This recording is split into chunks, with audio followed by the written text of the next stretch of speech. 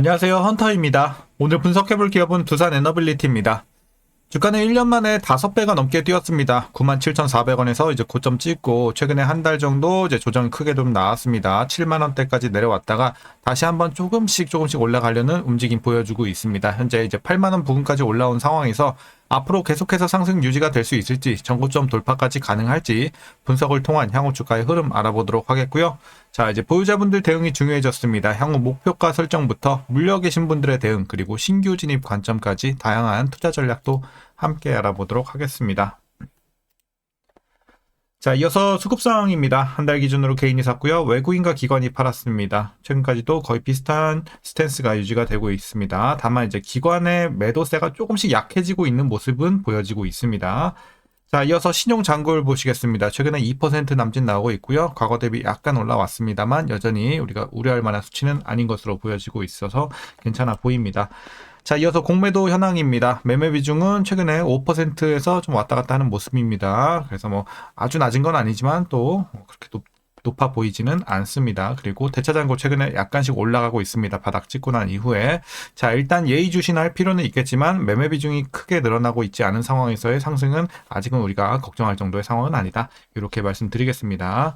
자, 이어서 동사 재무제표 분석 들어가 보도록 하겠습니다. 먼저 2020년도 매출부터 보겠습니다.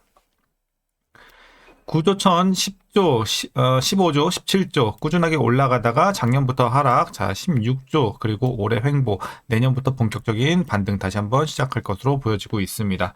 자, 영업이익 보겠습니다. 과거 마이너스에서 이제 턴어라운드 이후에 1조 1000, 1조 4000, 자, 좀 들쭉날쭉해요. 다시 떨어지면서 1조, 올해는 9000까지. 자, 올해를 저점으로 보시면 되겠습니다. 영업이익. 자, 내년부터 반등 들어가면서 1조 3000, 1조 7000, 자, 꾸준하게 올라갈 전망입니다. 자, 그래서 앞으로의 걱정은 없는 상황이고 이제 올해까지 눌렸다 이렇게 보시면 되겠습니다. 단기 순이익도 마찬가지로 보시면 되겠습니다. 작년과 약간 눌린 상황, 거의 비슷한 수치. 올해 저점 잡고 내년부터 다시 한번 크게 올라갈 전망입니다. 자, 이어서 분기별로 전년 대비 영업이익만 한번 살펴보도록 하겠습니다. 먼저 지난 3분기에는 1100에서 1300 소폭의 상승은 괜찮았고요. 자, 4분기에는 2300에서 3700 더 큰 폭으로 상승 진행이 되고 있습니다. 1분기에는 1400에서 2700, 2분기도 2700에서 3400 각각 전년 대비 크게 올라가는 모습 좋아 보입니다. 그래서 이미 저점은 지난 것으로 파악이 되고 있습니다. 자, 이어서 부채 비율 살펴보도록 하겠습니다. 과거에 좀 높았어요. 200 중반대. 하지만 꾸준하게 내려왔고 최근에는 120대에서 오랜 기간 유지가 되고 있습니다. 내년 후년 가면서 조금씩 내려갈 전망입니다. 그래서 부채 걱정 일단 뭐 그렇게 크게 할 건 없어 보입니다. 안정을 찾았고요. 이어서 ROE 보겠습니다. 자, 마찬가지로 좀 들쭉날쭉한 모습입니다. 자, 좋았을 때 10까지 올랐고요. 이후에는 들쭉날쭉하면서 최근에 한 0에서 1, 2 조금씩 올라가고는 있습니다만 아직은 좀 많이 아쉬운 수치입니다. 내년, 후년 가면서 4, 6대 이렇게 올라갈 전망입니다. 그래서 수익성은 개선이 되고 있다에만 의미를 둬야 될 것 같습니다. 좋은 상황은 아닙니다. 자, 이어서 EPS 보도록 하겠습니다. 마찬가지로 이제 꾸준하게 올라가고 있는 점은 그래도 긍정적이다 이렇게 판단되고 있고요. 큰 걱정은 없어 보입니다. 주당 순이익은. 자, 그리고 배당은 이제 과거에도 하지 않았고 올해도 없을 것으로 보여지고 있습니다. 그래서 주가로 충분히 이제 수익을 많이 냈기 때문에 이런 것들은 또 서운할 만한 부분은 아니다 판단되고 있고. 자, 이제 마지막으로 현재 PER은 245.42배, PBR은 6.2배 나오고 있습니다. 그리고 현재 주가 밸류에이션 상황은요. 자, 지금 뭐 주가 밸류에이션 상황은 그냥 누가 봐도 너무나도 고평가죠. 왜냐하면 올해가 실적 저점인데 지금 주가는 5배가 넘게 뛰었으니까요. 물론 최근에 좀 내려오긴 했지만 그래서 여전히 굉장히 고평가다. 상당히 많이 비싼 구간이다 라고 말씀드리겠습니다. 자, 이어서 동사 관련 이슈 한번 살펴보도록 하겠습니다. 자, 먼저 내년에서 후년 두산 에너빌리티의 수주 가시성이 본격적으로 높아지는 시점이 될 것으로 전망이 나오고 있습니다. 특히 대형 원전 분야에서는 올해 말 예정된 체코 두코반이 오유코기 본계약 체결을 시작으로 해서 26년 불가리아 폴란드에서 웨스팅하우스가 추진 중인 신규 원전 프로젝트의 기자재 수주가 기대가 되고 있습니다. 뿐만 아니라 이와 함께 폴란드, 아랍에미리트, 사우디 등 이 주요 국가에서 대형 원전 프로젝트가 진행 중인 점도 긍정적이고요. SMR 부문에서도 모멘텀 강화가 진행이 되고 있습니다. 자, 이어서 엑스에너지, 뉴스케일 파워, 테라파워 등 주요 파트너사들이 상업화 단계에 접어들고 있어서 SMR 파운더리로서 두산 에너빌리티의 기자재 공급이 본격화될 것으로 보여지고 있습니다. 이어서 이제 가스터빈 사업도 AI 데이터 센터 확대로 인해서 이제 수요가 폭증하고 있고, 이에 따라서 새로운 성장 기회를 맞이하고 있다라는 분석입니다. 자, 이어서 북미 시장을 사실상 독점해온 GE 베르노바, 지멘스, 미쓰비시 3사는 이미 2030년 인도분까지 계약이 포화된 상태고요. 과거 강점이었던 짧은 납기 경쟁력이 약화가 됐습니다. 반면에 두산 에너빌리티 같은 경우는 후발주자이자 유연한 생산 능력을 기반으로 해서 글로벌 시장에 진입할 수 있는 환경이 조성이 됐다는 점에서 우호적입니다. 자, 이어서 특히 두산 에너빌리티는 지난해 10월이죠. 미국의 한 빅테크 기업과 380메가와트급 대형 가스터빈 2기 공급 계약을 체결을 하면서 경쟁력을 입증한 바 있습니다. 그리고 기존 글로벌 3사의 평균 리드 타임이 5년에 달하는 반면 동사는 1년 내 공급이 가능해서 시장에서 의미 있는 차별화 포인트를 확보했다라고 평가를 받고 있습니다. 자, 이어서 이제 내년을 기점으로 해서 북미 빅테크향 가스터빈 수주가 본격 확대될 전망입니다. 정책 변수도 물론 이제 동사의 향후 주가 흐름에 영향을 줄 수 있는 요인이 되겠고요. 미국에서는 전력 수요 증가로 전기 요금이 상승하는 가운데 트럼프 대통령이 후보 시절 전기 요금 인하와 원전, 화석 연료 부흥 정책을 내세운 바 있는데요. 전기요금 상승이 지속이 될 경우 미국의 에너지 정책 변화 가능성도 배제할 수는 없겠습니다. 이런 점도 참고하셔야 되겠고, 자, 이제 마지막 이슈입니다. 또한 2026년 미국 중간선거 역시 중요한 이벤트로 자리 잡고 있습니다.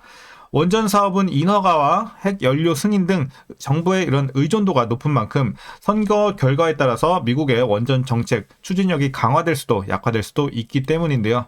정책 방향에 따라서 어쨌든 이제 동사의 수익성과 기업 가치에도 영향이 있을 전망입니다. 그래서 다시 말해 불확실성, 잠재적인 불확실성이 될 수가 있는 거예요. 이런 것들이 물론 좋은 이슈가 나와준다면 또 폭발적으로 주가가 올라갈 수 있겠고, 그래서 약간 이거는 뭐 누구도 예측할 수가 없는 부분이죠. 그래서 확실히 좀 원전 관련주는 물론 이제 주가로 수익을 많이 낼 수 있는 반면에 그만큼 리스크가 크다.